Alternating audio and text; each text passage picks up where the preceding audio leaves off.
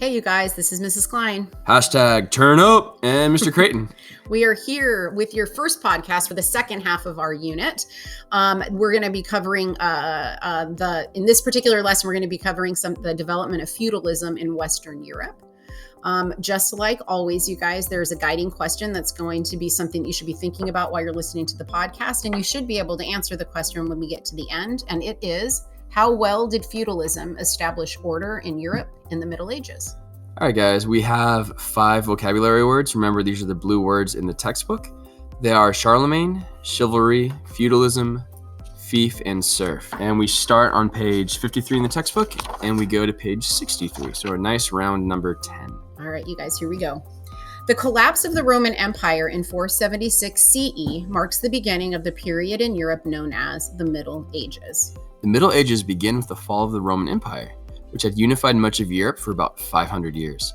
After its collapse, life became dangerous and difficult in Western Europe. All right, you guys remember simultaneously, though, while it's becoming dangerous in Europe, the Byzantine Empire was kind of like thriving and shining, right, for 1,000 years after. But this is going on in the western part of the Roman Empire. All right, these challenges gave rise to the economic and political system historians call feudalism, in which people had clearly defined roles and relationships with each other. In the feudal system, people pledged loyalty to a lord, a ruler or powerful landholder. In return, they received protection from that lord. Warriors fought on behalf of their lords, and peasants worked the land. At the bottom of the system were serfs, or peasants who were not free to leave the lord's land without permission. All right, guys, looking at section 1, that is Western Europe during the early Middle Ages. When Rome fell to invading barbarians in 476 CE, Rome was left with no central government or system of defense. One powerful group during this time was the Franks, from which the modern-day France takes its name. In 481 CE, at the age of 15, Clovis became leader of the Franks. Clovis also helped convert the Franks to Christianity. The most important leader of the Franks was Charlemagne, which means Charles the Great. He encouraged education and scholarship, making his court a center of culture. Most important, he unified nearly all the Christian lands of Europe into a single empire. The weak rulers who followed him could not defend the empire against new waves of invasion. All right, you guys. So now we're going to move on to learn a little bit about there needs to be order and protection. In the 9th and 10th centuries, Western Europe was threatened by 3 main groups. Muslims is one. The Magyars are another. And the Vikings were the third. The Vikings were fierce warriors who instilled fear in the people of Europe. To protect themselves and their property, Europeans gradually developed the system we call feudalism.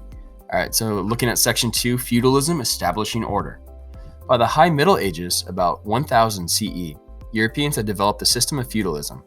Feudalism provided people with protection and safety by establishing a stable social order. All right, the king kept some land for himself and gave fiefs or land grants to his most important lords, who became his vassals. In return, each lord promised to supply the king with knights in times of war. At the bottom of the social system were peasants. Lords rented some of their land to the peasants who worked for them. However, some peasants, called serfs, were tied to the land they worked, which meant that they could not leave the lord's land without permission, and they had to farm his fields in exchange for a small plot of their own. During the Middle Ages, people were born into social classes for life. All right, guys, looking at number 3. Monarchs during feudal times. At the very top of feudal society were the monarchs, or kings and queens. In some places, especially during the early Middle Ages, great lords grew very powerful and governed their fiefs as independent states. In England, monarchs became quite strong during the Middle Ages. When William of Normandy conquered England, he brought feudal institutions from Europe with him. Supported by feudalism, strong rulers brought order to England. All right. Now we're going to find out a little bit about the next layer in this society, lords and ladies during feudal times. Like monarchs, lords and ladies were members of the nobility, the highest ranking class in medieval society, and most of them lived on manors. The manor house was the center of the community, and in times of trouble, villagers entered its walls for protection. Kings and queens, high-ranking nobles, and wealthy lords lived in even grander structures, castles. One of their main functions was to serve as a home. Their moats, strong walls, and gates were built for defense. It was the lord's responsibility to manage and defend his land and its laborers. Lords also acted as judges in manor courts and had the power to fine and punish those who broke the law. In times of war, lords fought for their own higher-ranking lords, or at least supplied them with well-trained fighting force. It was quite common in the Middle Ages for noble women to hold fiefs and inherit land. Ladies were also responsible for overseeing their household or households. Although nobles and monarchs had the most privileged lives in medieval times, they were not always easy or comfortable. Diseases affected the rich as well as the poor. And of course, warfare was a great and ever-present danger. All right, now let's find out a little about those exciting knights. All right, knights were the mounted soldiers of the medieval world. The path to becoming a knight involved many years of training. During the first stage of training, a page spent much of his time with the ladies of the castle and was expected to help them in every way possible. After about 7 years as a page, a young boy became a squire. Most importantly, squires trained to become warriors. In his early 20s, if deserving of the honor, a squire became a knight, a process that at times was a complete complex religious event. All right, now these are the responsibilities of the daily life of knights. Knights lived by a strong code of behavior called chivalry. Jousts and tournaments were a major part of a knight's life. Knights fought wearing heavy suits of armor. Knights were only a small group in medieval society. All right, next up, now we're going to talk about the biggest group, which are the peasants. All right, most people during the Middle Ages were peasants. Free peasants rented land to farm and owned only their rent to the lord. Unfree peasants, or serfs, farmed the lord's fields and could not leave the lord's manor.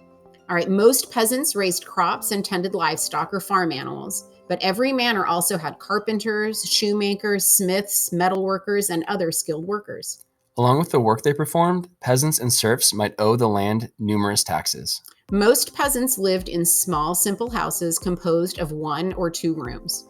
An entire family might eat and sleep in one room that sometimes also housed their farm animals. All right, you guys, this is the summary of our lesson. We learned about life changing during feudal times. The fall of the Roman Empire led to a period of uncertainty and danger, and Europeans developed the system of feudalism to help provide economic and social stability and safety. All right, looking at feudalism. The feudal system arose as a way of protecting people and creating stability. It was based on loyalty and personal relationships. Monarchs gave fiefs to lords, their most important vassals. In exchange, vassals promised to supply monarchs with soldiers during war. All right, monarchs and lords. At the top of the feudal social structure was the monarch. Below the monarch were his vassals, the lords or nobles. Monarchs and nobles oversaw their lands and the people who worked them. They lived in manor houses or castles. All right, looking at knights and peasants.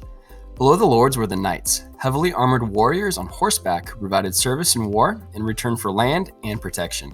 At the bottom of this social hierarchy were free peasants, followed by serfs. Peasants farmed the land and made most of the necessary articles of life. Serfs were peasants bound to the land. Okay, all right, you guys. So again, we wanted to let you know that guiding question you should be able to answer now is, how well did feudalism establish order in Europe in the Middle Ages? And a quick review of the blue vocabulary terms: Charlemagne, chivalry, feudalism, fief, and serf. All right, you guys, stay safe. So long, suckers.